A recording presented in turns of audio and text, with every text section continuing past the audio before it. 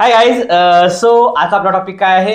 BMS BHMS cut off reduce बद्दल आजचे update काय आहेत आपण ते पाहणार आहोत. यानंतर BMS BHMS च्या स्पॉट राऊंडचे अपडेट पाहणार आहोत आणि जर डेट एक्सटेंड झाली तर काउन्सिलिंग कधी संपणार हे आपण पाहणार आहोत. ओके, आता वन बाय वन डिस्कस करू. ओके, सो गाईज आजचा आपला टॉपिक काय आहे?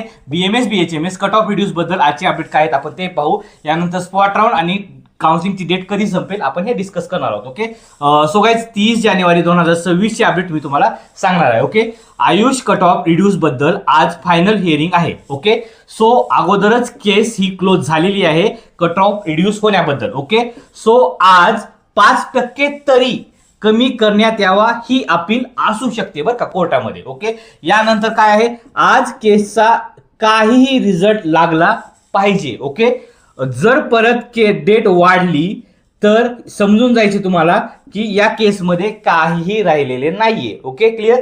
यानंतर BMS BHMS स्पॉट राऊंडची नोटीस 29 जानेवारी 2026 ला येणार होती पण अजूनपर्यंत आली नाही. पण जर 30 किंवा 31 मध्ये नोटीस आली तर ओके, नाहीतर BMS BHMS च्या स्पॉट राऊंडचे देखील चान्सेस राहणार नाहीयेत. ओके, यानंतर काउन्सिलिंग डेट वाढली तर 1 फेब्रुवारीचा वीक राहू शकते.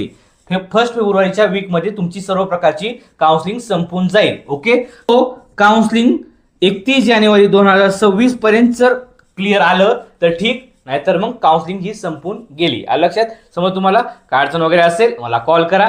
Bye guys.